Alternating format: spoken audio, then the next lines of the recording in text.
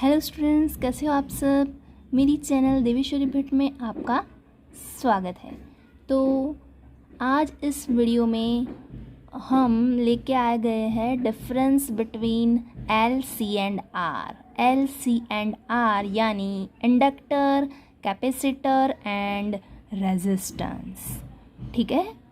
तो काफ़ी लोगों को एल सी और आर के बारे में बहुत कन्फ्यूजन रहता है और वो समझ पा ही नहीं रहे कि आखिर एल क्या है, सी क्या है और आर क्या है। अक्सर इन तीनों को एक दूसरे से जोड़ देते हैं। अगर एग्ज़ाम में रेजिस्टेंस की थियरी पूछी है तो कैपेसिटर की लिख देंगे, कैपेसिटर की पूछी है तो इंडक्टर की लिख देंगे। ऐसा बहुत बार देखा गया है।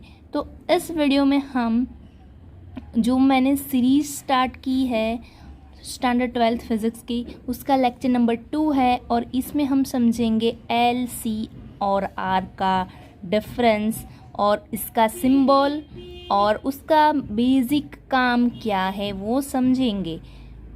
तो चलिए वीडियो को शुरू करते हैं। और शुरू करने से पहले एक बात और कि अभी तक अगर आपने ये चैनल को सब्सक्राइब नहीं किया है तो तुरंत सब्सक्राइब कर दीजिए। धन्यवाद। तो चलिए वीडियो को शुरू करते हैं। Difference between L C and R. तो एल जो है, एल उसका नाम क्या है? इंडक्टर। क्या बोलेंगे उसको?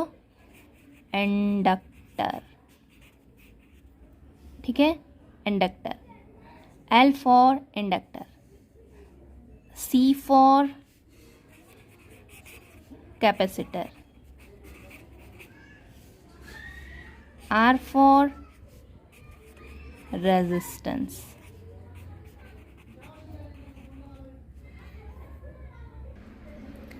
इन तीनों के हमें नाम तो पता चल गए।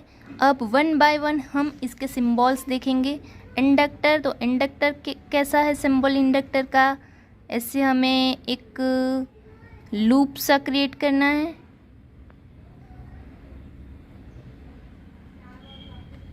तो ये है इंडक्टर। इंडक्टर यानी किसी भी वायर को अगर हम गोल गोल कॉइल में हम घुमा रहे हैं तो वो बन जाता है हमारा इंडक्टर। ठीक है। तो वायर को हमें लूप करना है और वो हमारा इंडक्टर बनेगा। उसको हम लूप भी बोल सकते हैं, having an number of turns. तो ऐसा कुछ अगर हमें सिंबल दिखे तो समझ जाना है इंडक्टर है। ठीक है। फिर कैपेसिटर। तो कैपेसिटर क्या है? तो कैपेसिटर चार्ज स्टोर करता है और वो दो पैरेलल प्लेट से बना होता है। बाकी तो कई अलग अलग टाइप्स के कैपेसिटर है, लेकिन जनरली पैरेलल प्लेट कैपेसिटर हमें पढ़ने में आ रहा है। तो कैपेसिटर का सिंबल भी कुछ उस तरीके से ही बनाया गया है। कैपेसिटर का सिंबल दो पैरेलल प्लेट। ठीक है, इस तरीके से हमें याद रखना है कि कैपेसिटर का सिंबल हमें बैटरी जैसा ना हो जाए, क्योंकि बैटरी का सिंबल हमें पता है। बैटरी का सिंबल क्या है? बैटरी। तो बैटरी का सिंबल कुछ इस तरीके से है, एक बड़ा वाला और बाजू में एक छोटा वाला। अगर ऐसा है तो बैटरी है। अगर दोनों की लेंथ सेम है, दोनों की लेंथ सेम है दोनों प्लेट की, तो वो पैरेलल प्लेट कैपेसिटर है। कुछ इस तरीके से बताया जा रहा है। और बैटरी है, उसमें दो टर्मिनल बताए जा रहे हैं, जिसमें बड़ा वाला टर्मिनल पॉजिटिव कहलाता है और छोटा वाला टर्मिनल नेगेटिव कहलाता है। तो अक्सर लोग बैटरी का सिंबल और कैपेसिटर का सिंबल ड्रॉ करने में गलती कर देते हैं और वहाँ पर आपके मार्क्स जो है वो कट हो जाते हैं। तो ये समझना बहुत ही आपको आवश्यक है कि जहाँ पे इंडक्टर पूछा गया है तो ऐसा करना है। क्या करना है? वायर का लूप बनाना है, गोल गोल घुमाना है वायर को। तो वो सिंबल जो है वो इंडक्टर का है, राइट। बैटरी इस तरीके से है और कैपेसिटर है वो पैरेलल प्लेट, याद रखनी है आपको। कैपेसिटर यानी पैरेलल प्लेट, कैपेसिटर आपने सुना ही होगा। तो उसमें 2 प्लेट खड़ी इस तरीके से सिंबल बनाना है हमें। रेजिस्टेंस का सिंबल कुछ इस तरीके से है, हम ड्रॉ करते हैं। चलिए, तो उसका सिंबल कुछ इस तरीके से है, पहले ऊपर फिर नीचे ऐसे जिग जैग लाइन ड्रॉ करनी। क्या करना है हमें? Zigzag. और करना क्या है कि पहले हमें ऊपर से शुरू किया तो उसका एंड इस तरह के नीचे के पिक से करना है। पहले हमने ऊपर का पिक ड्रॉ किया तो उसका एंड हमें नीचे के पिक से करना है।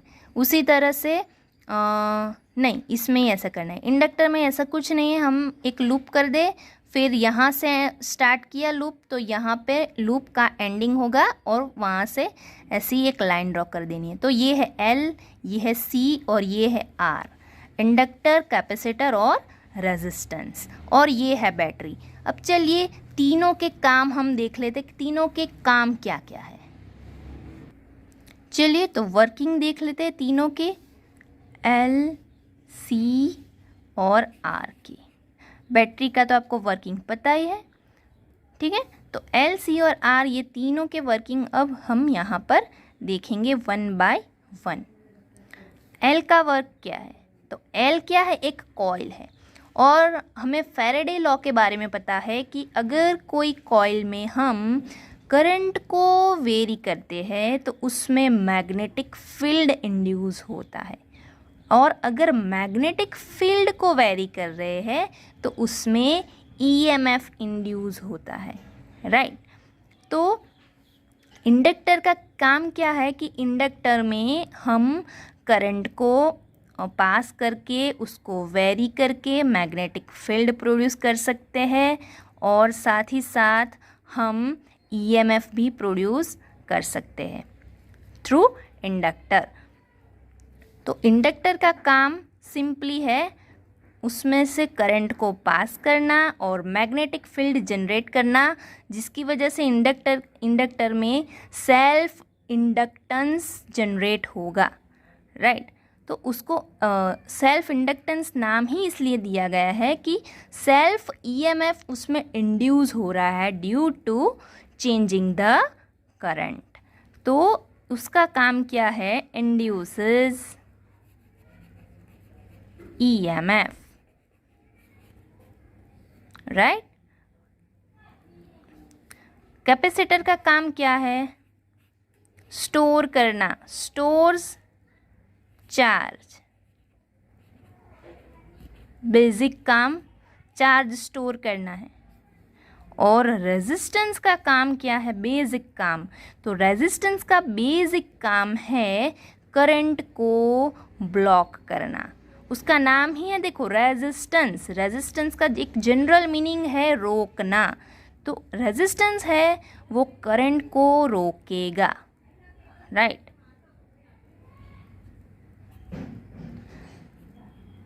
ये जो रेजिस्टेंस है वो क्या करेगा?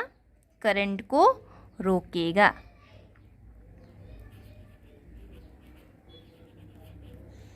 करंट को रोकेगा। उसका मतलब क्या है कि जितना करंट पहले जा रहा था हमने कुछ वहाँ पर रेजिस्टेंस लगा दिए, तो पहले की कंपैरिजन में हमें जो करंट मिल रहा है वो करंट थोड़ा कम मिलेगा। तो ये सब डिवाइसेस है, उसके बेसिक वर्किंग भी हमने डिस्कस की। तो आपको वर्क से याद रहेगा कि L, C और R तीनों के बीच का डिफरेंस क्या है, ठीक है। वोल्टेज ड्रॉप तो हम तीनों में वोल्टेज ड्रॉप तो होगा, VL, VC और VR तीनों के अक्रॉस वोल्टेज ड्रॉप तो हमें मिलेगा। लेकिन ये जो L है, ये जो कॉइल है, उसके थ्रू हमें अगर हम 2 कॉइल ले लेते हैं तो म्यूचुअल इंडक्टेंस भी जनरेट होगा, right, through magnetic flux induced in another coil by the first coil. तो इंडक्टर का ये बेसिक काम है। कैपेसिटर का काम बेसिक क्या है? Stores charge. और एनर्जी भी स्टोर करता है, वैसे इंडक्टर भी एनर्जी स्टोर कर रहा है। रेजिस्टेंस का काम है करंट को रोकना। तो उम्मीद है आपको ये वीडियो पसंद आई होगी और बेसिक डिफरेंस तीनों के बीच का पता चल गया होगा, और ये सिंबल्स भी आपको पता चल गया होगा बिना कोई कन्फ्यूजन के। आपको याद रखना है बैटरी कैपेसिटर दोनों के बीच का सिंबल डिफरेंस आपको पता होना चाहिए, और रेजिस्टेंस इंडक्टर के बीच का भी सिंबल डिफरेंस पता होना चाहिए। रेजिस्टेंस यानी जिगजैग लाइन, हमें कुछ हर्डल बनाना है करंट में, तो जिगजैग लाइन कर देनी है, ऐसा आप याद रख सकते हैं। ठीक है, मैं आपको समझने के लिए बता रही हूँ ये, तो ऐसा आप याद कर सकते हैं। और इंडक्टर यानी वायर जो है उसकी हम कॉइल बना दे रहे हैं, वो है हमारा इंडक्टर, और इंडक्टर इंड्यूसेस ईएमएफ, ऐसा आप याद रख सकते हैं। ठीक है, अगर ये वीडियो पसंद आया तो वीडियो को लाइक करना मत भूले, अपने फ्रेंड्स को शेयर करना न भूले, और मेरी चैनल देवेश्वरी भट्ट को सब्सक्राइब करना ना भूले। Thank you.